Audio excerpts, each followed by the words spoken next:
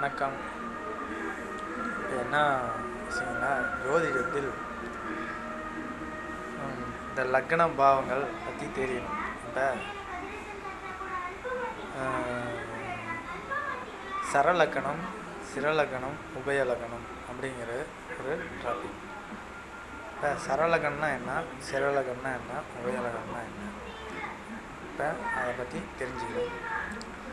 சரலக்கணம்னா வேகமாக செயல்படுறதுக்கு பேர் தான் சரலக்கணம்.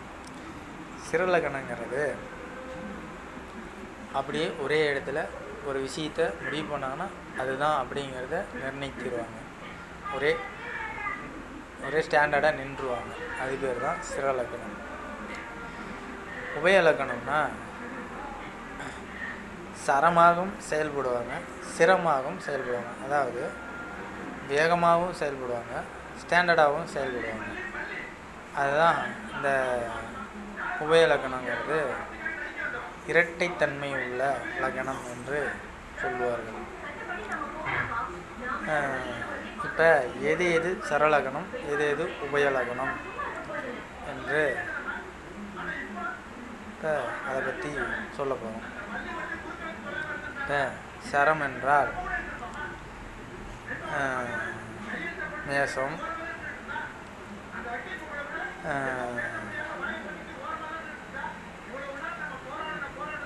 கடகம், துலாம், மகரம்.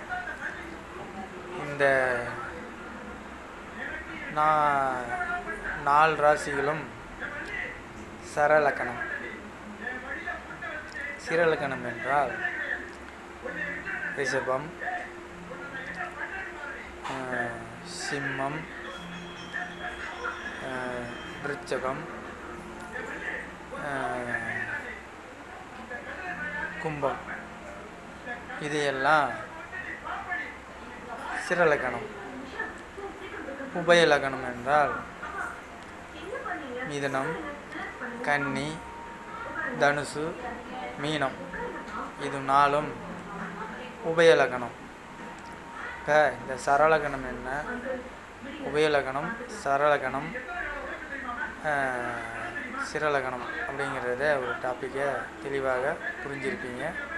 சரலக்கணம் எது, சிரலக்கணம் எது, உபயலக்கணம் எது என்று தெளிவாக புரிஞ்சிருப்பீங்க. நன்றி, வணக்கம். வீடியோவில் எழுத்து மூலியமாகவும் இந்த ஜோதிடத்தை பற்றி சொல்லப்படும்.